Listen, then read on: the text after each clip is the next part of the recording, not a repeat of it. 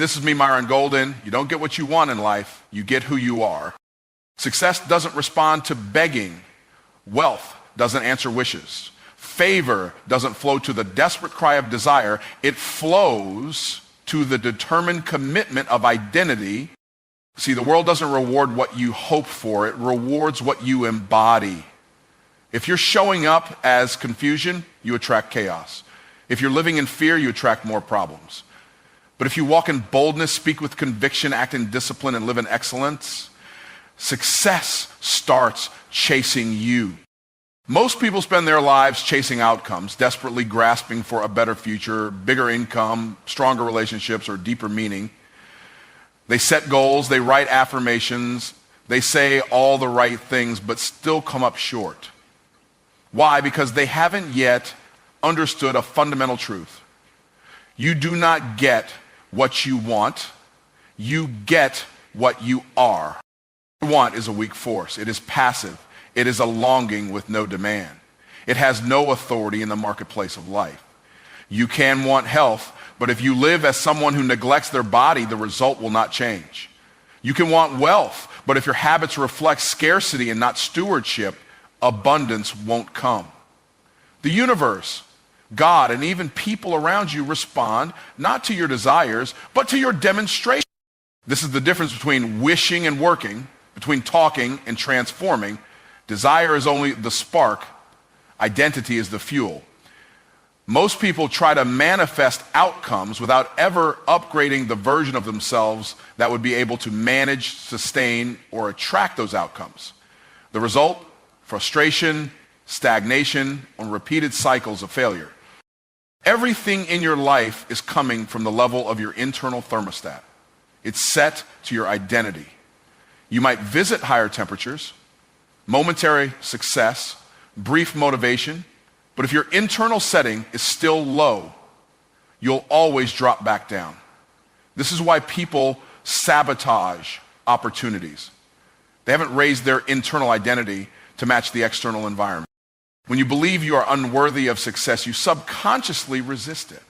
When you believe you are meant to struggle, you overlook open doors. Your beliefs become your blindfold, your identity becomes your filter, and until you reprogram that filter, no amount of desire will override your defaults. This is why change is hard. Not because the process is difficult, but because we're attached to the identity that created our current results. People say they want to make more money, but they still see themselves as broke. They say they want to get in shape, but they still think like someone who hates the gym. They want new outcomes, but they don't want to let go of old versions. You must be willing to kill the lesser version of yourself to become the greater. There is no resurrection without crucifixion. If you want to live at a higher level, something at your current level must die. That might be laziness, that might be pride, that might be excuses, or the habit of blaming others. Whatever it is, it cannot survive in the same space where your destiny is meant to flourish. Everything about you speaks before you open your mouth. Your posture, your energy, your consistency, your discipline, it all communicates your identity. People can feel confidence. They can sense certainty. And if you walk into a room with power, you don't need to announce your presence. Your identity has already done that for you. The greatest lie is that you need to do more to have more. In reality, you need to become more. Action flows from identity. If you see yourself as a high performer, excellence is natural. If you see yourself as a leader, you take initiative without being asked. But if you still view yourself as average, everything extraordinary will feel unnatural. Your life is shaped more by your subconscious self-perception than by your conscious desires. You can't out-hustle your identity. You can't outwork a belief system that keeps telling you you're not enough. That's why personal development isn't about learning more, it's about unbecoming who you are not, so you can remember who you truly are. And here's the sobering part. Your current life is proof of your current identity. the quality of your relationships, your income level, your physical health. It's all a reflection of what you've believed about yourself and acted upon repeatedly. If you want different fruit, you've got to plant different seeds. And those seeds live in your identity. This is not about faking it until you make it. That's surface level. This is about forming it until you become it. You don't just say, I'm successful. You think, breathe, move, and operate like success is your native language. And the more you do, the more congruent your life becomes with that reality. When you change your identity, you shift what feels normal, and what feels normal determines what you tolerate. Some people tolerate chaos because drama feels familiar. Others tolerate poverty because lack is all they've known. But when you reset your identity to abundance, peace, and purpose, anything that doesn't match becomes uncomfortable. Identity drives behavior. If your identity says, I'm disciplined, waking up early and staying focused isn't a struggle, it's standard. If your identity says, I'm valuable, you attract mutual respect. You attract mutual respect. Your identity sets the tone for what's acceptable and what's possible. Want is emotional. Identity is structural. A house built on desire will collapse under pressure. But a house built on identity, on truth, clarity, and alignment can weather any storm. Most people are trying to build skyscraper success on a sandcastle self-image. That's why it keeps falling apart. The marketplace doesn't pay you for your wishes. It pays you for your worth, and your worth is rooted in who you believe you are.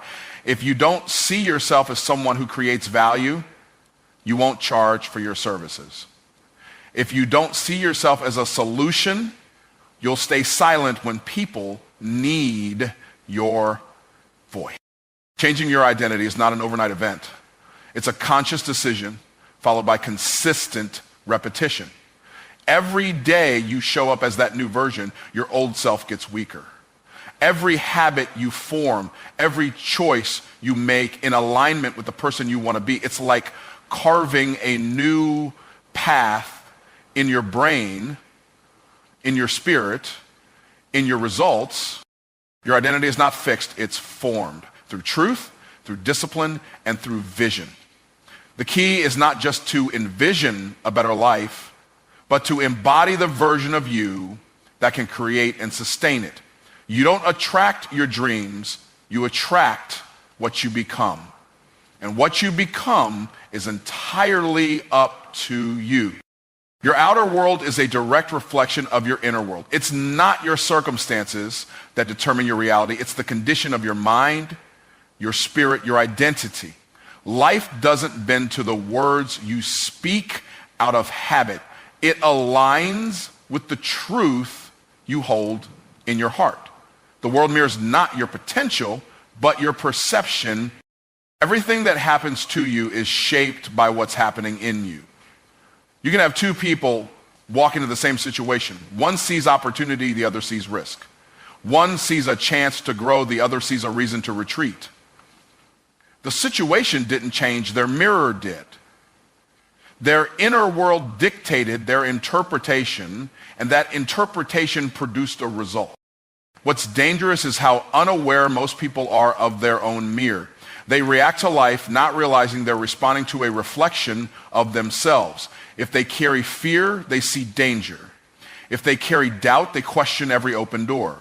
If they carry insecurity, they assume rejection before it happens. It's not that the world is against them. It's that they're against themselves, and life is simply echoing it back. The mirror doesn't lie. It doesn't adjust based on what you hope to see. If you don't like what you're seeing in your life, the mirror is not the problem. You can't break the mirror and expect a better reflection.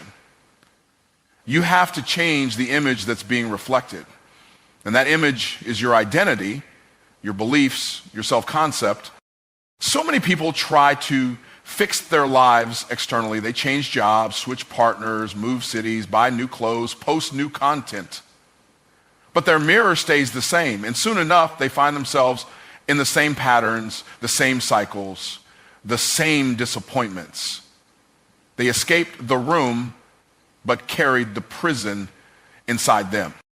The mirror principle is inescapable. You can't outperform it. You can't talk your way around it. You attract what confirms your inner image. If you see yourself as overlooked, you unconsciously behave in ways that make you invisible. If you see yourself as unworthy, you sabotage what you desire most. It's not magic. It's alignment. The most dangerous thing you can do is decorate a broken mirror. Dress it up, clean the frame, polish the glass.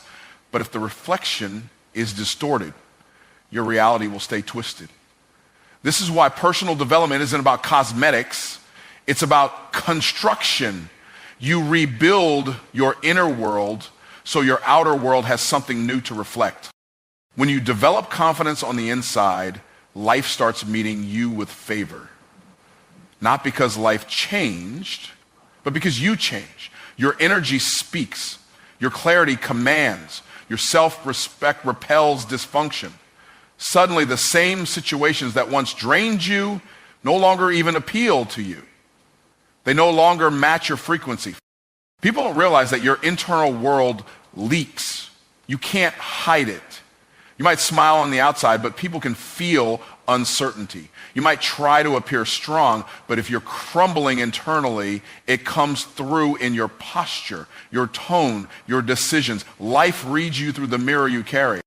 If you want a better harvest, you don't blame the soil, you check the seed.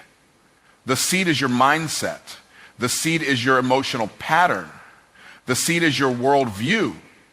The mirror doesn't just reflect what you do, it reflects what you believe. So you don't need new fruit, you need new roots. The mirror principle is also why gratitude is so powerful. Gratitude trains your mind to focus on abundance. And when your mirror is shaped by gratitude, life reflects more of what you appreciate. You begin to see possibilities where others see problems. You develop eyes for favor. You create momentum without forcing it. Likewise, if your mirror is shaped by resentment, fear, or regret, your reality will reflect back more of that energy. You'll keep running into obstacles that feel familiar, not because the world is against you, but because your mirror is magnetized to dysfunction.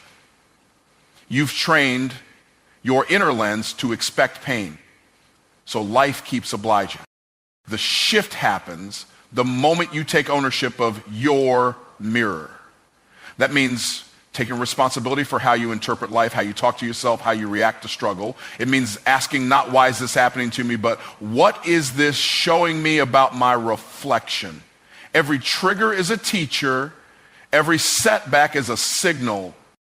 When your inner world is rooted in clarity, purpose, and faith, the mirror becomes a tool, not a trap. You stop being reactive. You stop chasing validation. You stop explaining your worth. Instead, you show up with truth, and the world begins to show you back the same thing. Truth. People treat you based on how you treat yourself. Opportunities respond to the level of belief you carry. Confidence isn't just a vibe, it's an invitation. It tells life, I'm ready. It tells success, you've found a home. And if you don't see it on the outside, it's time to check your mirror. Even your prayers are filtered through your mirror. Some people pray like beggars because they still see themselves as lacking. Others pray with boldness because they know they're aligned with purpose. The language you use with God, with others, and with yourself, it's all shaped by the reflection you carry. The mirror principle also determines how long you hold on to success. Some people get blessed but can't keep it because their inner image still screams, not enough. So they push away what they've been given. They shrink in rooms they were born to lead. They drop the ball because the mirror still shows them as unworthy. Transformation doesn't start with changing your life. It starts with changing how you see, and how you see is determined by what's inside you. The mirror is always honest, You might not like what you see, but you can't fix what you won't face. The moment you face it, though, the moment you choose to rebuild that image, you reclaim your power. When the inner mirror reflects strength, truth, love, and purpose, life begins to rearrange itself to match that frequency. You'll still face storms, but you won't see them as threats. You'll see them as training. You'll still face resistance, but you'll interpret it as refinement, because now the reflection is strong enough to sustain what you're called to carry. People often ask how to rise in life, how to level up, how to reach the next dimension of success, influence, or purpose. They chase new techniques, gather more information, and seek out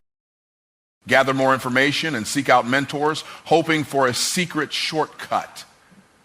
But the truth remains timeless and unchanging. You cannot elevate beyond the level of who you are willing to become. Embodiment must come before elevation. You have to become the version of yourself who belongs at the level you desire to operate in.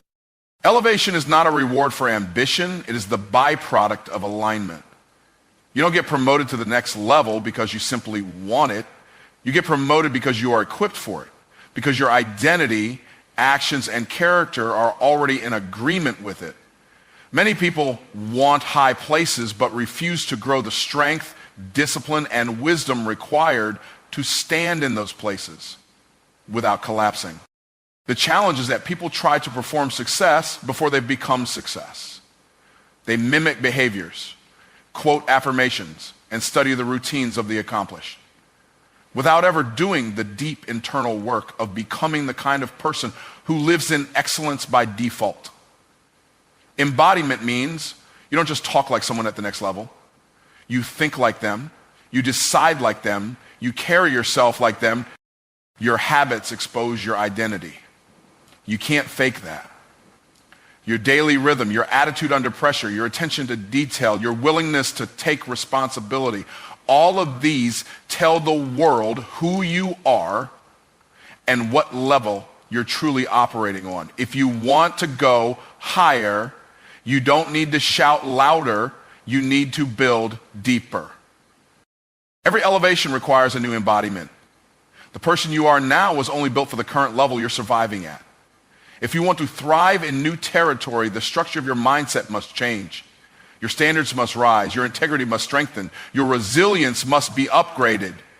You have to outgrow the version of you that's settled for what's comfortable as islands. People pray for elevation but ignore the preparation. They want the platform but resist the process. They admire the spotlight but refuse the solitude. But embodiment doesn't happen in public, it happens in private. It happens in your daily decisions, in your late night battles, in your early morning discipline. Nobody sees the becoming, but everybody sees the elevation that results from it. You cannot carry old mindsets into new dimensions. Elevation without embodiment creates collapse. That's why some people reach new levels and then self-sabotage. They didn't become the kind of person who can handle that level. Their spirit never caught up with their speed. Their character never caught up with their ambition. And the result is a breakdown masked as burnout. To embody greatness means to become it at the root. It's not enough to imitate confidence. You must internalize worth. It's not enough to mimic boldness. You must develop unshakable faith in your value. Embodiment is about identity transformation, not surface level change. It's about rewriting the inner script that says, I am not enough, and replacing it with the truth that says, I was born for this. No one sustains what they haven't become. You can borrow belief for a season, but eventually the rent comes due.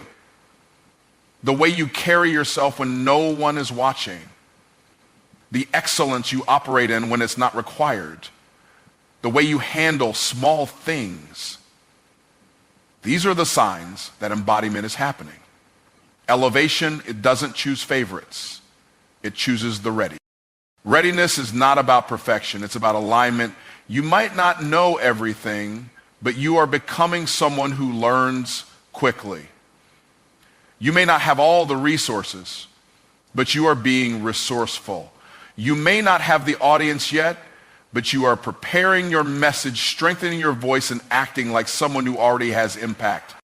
Most people want to feel successful before they act successfully, but embodiment flips that equation. You act successful long before you feel it. You don't wait to feel confident to move. You move until confidence catches up. The emotional reward follows the behavioral pattern. You don't wait to be inspired. You move as inspiration. Every level has a language. Every level has a posture. Every level has a culture. If you want to be accepted at the next level, you must embody its atmosphere. You must carry its discipline, its clarity, its humility. You must carry the habits of elevation